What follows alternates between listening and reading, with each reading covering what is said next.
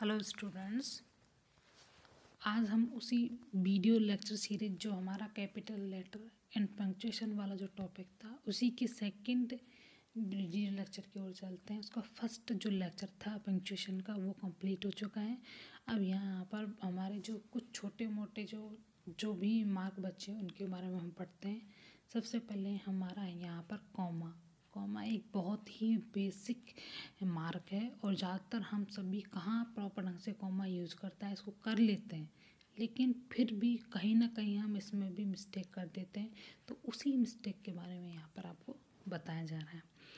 ज़्यादातर जो कॉमा है हम वाक्य में जहाँ भी थोड़ा सा रुकाव हो उसके लिए हम कॉमा यूज़ करते हैं। जैसे अनिल सुनील, ये दो अनिल के रुके हम फिर सुनील बोला। And Joe and Ajay are very good friend, ये गुड स्टूडेंट्स हैं। तो अनिल के बाद में हम सुनील बोलने के लिए थोड़ा सा रुके थे, तो उस रुकाव को बताने के लिए यहाँ पर क्या यूज़ किया है, आपका कॉमा यूज़ किया है। ठीक है। इन द सेम वे जब यस में नो के बाद में जब कोई सेंटेंस आता है तब भी हम क्या करते हैं, कॉमा यूज़ करते हैं। जैसे यहाँ पर है, फॉर एग्जाम्पल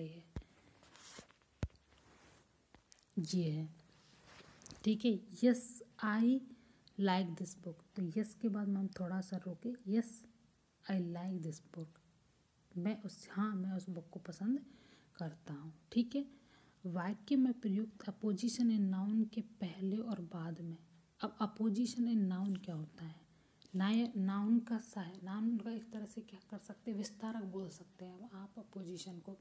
कैसे, जैसे Ram the son of Dasharatha, तो राम को का विस्तारित रूप हो गया नहीं है नाउन का, मतलब ये नाउन हमारी राम प्रॉपर नाउन है और इस प्रॉपर नाउन को ही हमने क्या किया, विस्तारित कर दिया द सन ऑफ दशरथ में।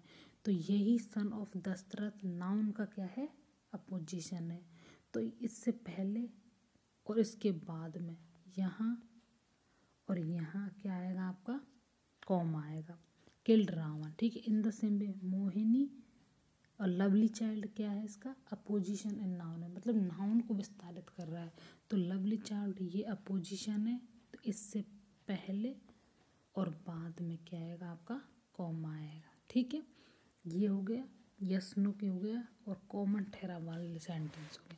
अब आते हैं जब नाउन और प्रोनाउन वाक्य के अंत में आते हैं तो कॉमा का प्रयोग पहले होता है। जैसे मे आई गो आउट सर, तो सर रहना जो, ये क्या है, आपका नाउन है।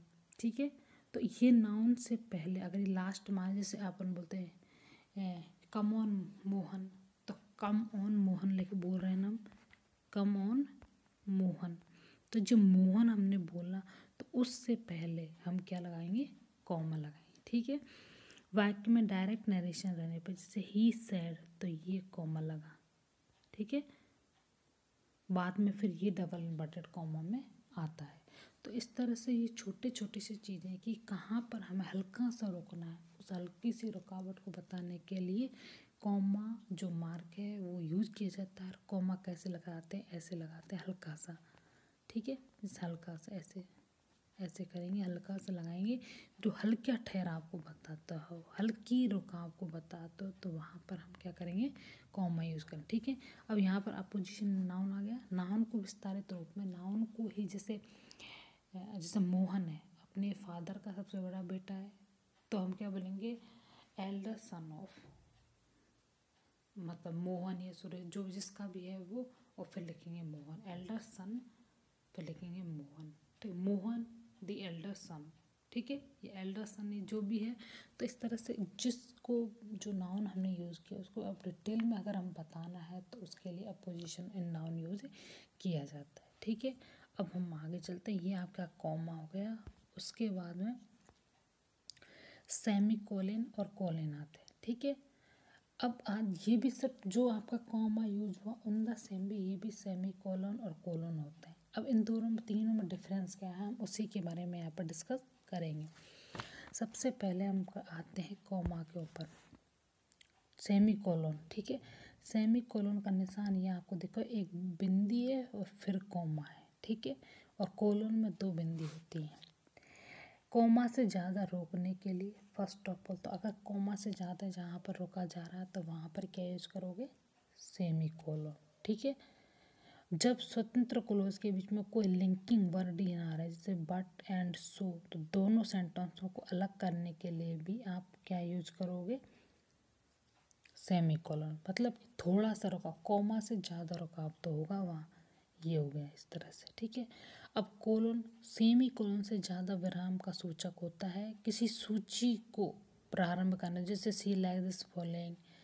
हम देखा कभी जब हम ये स्पीकर के साथ में, जैसे मोहन है तो Mohan what's wrong with you, तो इस तरह से स्पीकर्स के बाद में थोड़ा ज़्यादा रुकते हैं। इन द सेम भी हमने कई बार देखा होगा, जब हम निबंध लिखते हैं तो जैसे ऐसे लिखते हैं, इंट्रोडक्शन लिख के और फिर ऐसे दो बिंदी करके फिर नीचे लाइन करके फिर हम उसका डिटेल में देते हैं। तो ये जो हम दो बिंदी यूज करते हैं, ये दिखाते हैं, हमारे ठहराव को दिखाते हैं कि हम कुछ बता रहे हैं, रुक के हम कुछ चीज़ों की लिस्ट दे रहे हैं। तो इस तरह से आप समझ रहे होगे।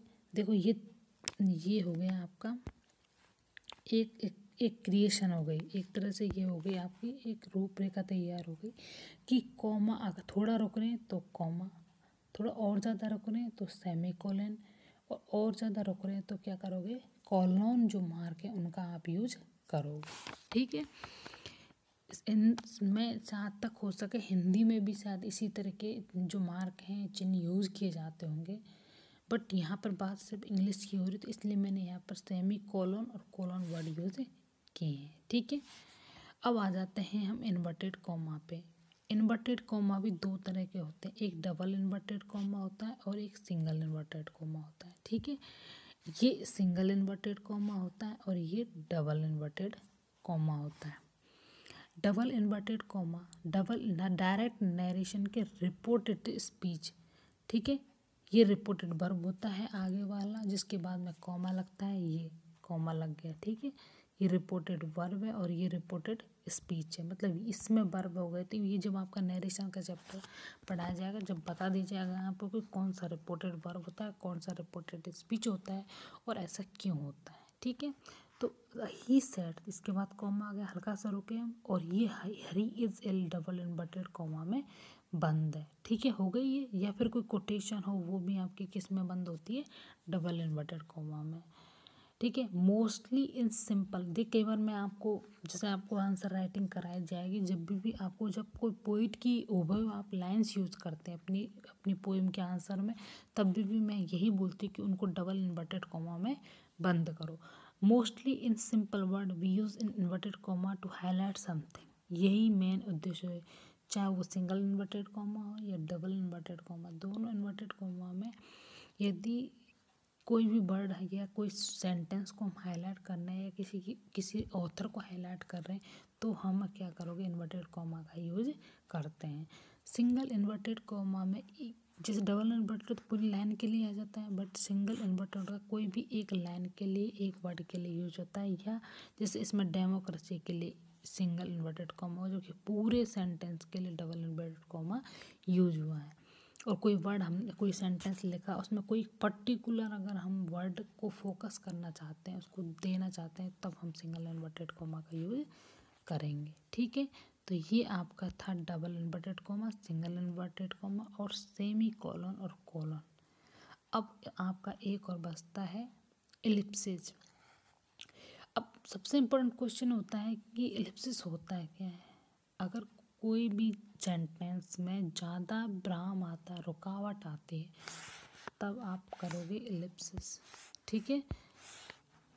एलिप्सिस होता है ये, इसमें दो तरह के होते हैं, एक तो 3 फुल स्टॉप होते हैं, एक बार 4 फुल स्टॉप होते हैं। जब वाक्य में से कुछ शब्दों का लोप हो, तब आप क्या करोगे, एलिप्सिस का यूज़ करते हैं, ठीक है। अब कैसे लोप हो, जैसे यदि किसी वाक्य में शुरू के या बीच के शब्दों का लोप हो, No text found at the location. No text found.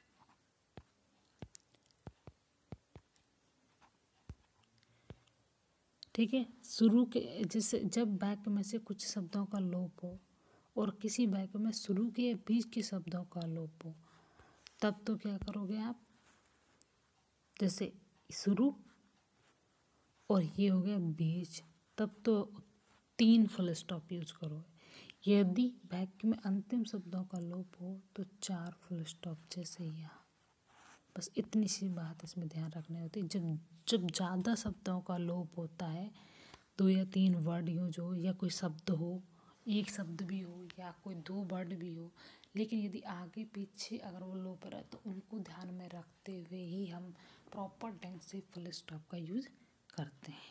ठीक है, तो ये आपका पंक्चुएशन मार्क का टॉपिक कंप्लीट होता है। इसमें बाद में एक एपोस्ट्रोफी टॉपिक और आता है, बट वो अलग टॉपिक में इंक्लूडेड होता है क्योंकि वो पजेसिव जो केस होता है उसका एक पार्ट होता है। तो ये आपका यहाँ का टॉपिक था।